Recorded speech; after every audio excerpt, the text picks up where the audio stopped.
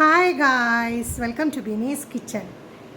Guys, ഞാനിവിടെ green peas sabji ഉണ്ടാക്കുവാണ്.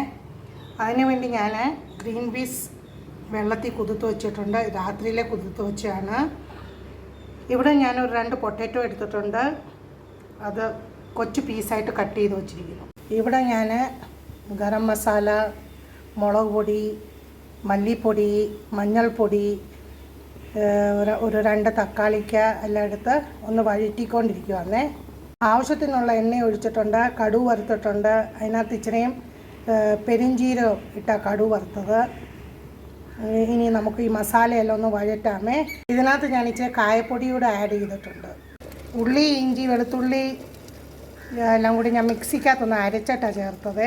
ഇവിടെ മസാലയെല്ലാം നമ്മൾ നല്ലപോലെ എണ്ണയ്ക്കകത്ത് വഴറ്റിയെടുക്കണം. എന്നിട്ട് എണ്ണ തെളിയുന്ന വരെ നമ്മൾ നല്ലപോലെ വഴറ്റണം. ഇതിനകത്തോട്ട് ഞാൻ ഗ്രീൻ പീസ് ഇട്ടേ. ഇനി ഇത് നമുക്ക് നല്ലപോലെ ഒന്ന് ഇളക്കി കൊടുക്കാമേ. ഒരു 5 മിനിറ്റ് നല്ലപോലെ ഇളക്കാം. നല്ലപോലെ ഒരു 5 മിനിറ്റ് ഇളക്കി കഴിഞ്ഞ് നമുക്ക് അതിനകത്തോട്ട് പൊട്ടാറ്റോ ഇടാമേ.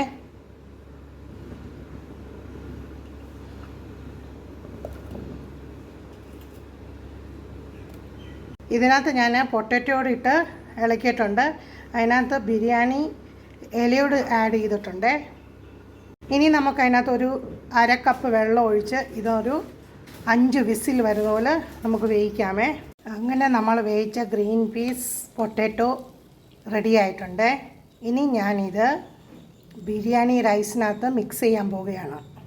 അങ്ങനെ ഞാൻ ഗ്രീൻ പീസ് ബിരിയാണി റൈസിനകത്ത് മിക്സ് ചെയ്തെടുത്തിട്ടുണ്ട്. സൂപ്പർ ടേസ്റ്റാണ്.